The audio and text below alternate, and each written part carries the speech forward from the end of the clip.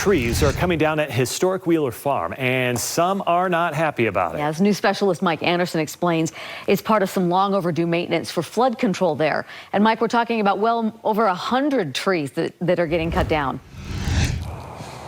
Yeah, Dini, in fact, about 130 trees slated to be taken down. You know, some of them are dead, some are unhealthy, but a lot of them are healthy. And, you know, this is being done to protect the detention basin that was put in after the 1985 flood.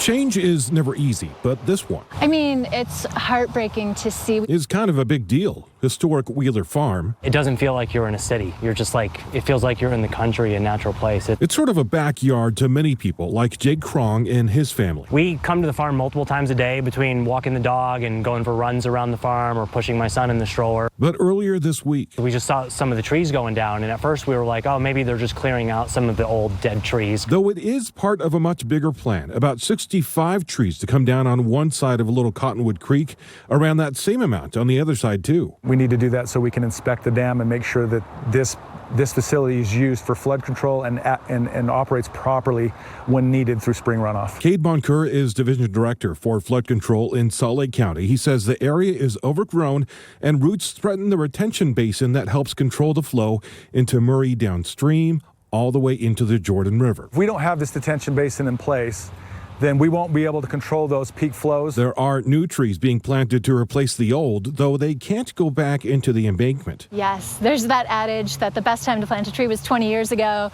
The second best time is now. Amy May is with Tree Utah that coordinates plantings at parks all over the state, and they'll continue doing that here. But as you know, it can be decades before the trees really mature. I just wonder, though, you know, does it have to be this drastic?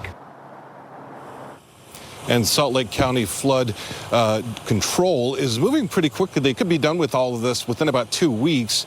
You can always volunteer, though, with Tree Utah. We'll have a link to their website as well as the county project on our website, ksltv.com. Back to you. Yeah, thanks, Mike. It's always hard to see that many trees go away and when it's involving that many. Thanks.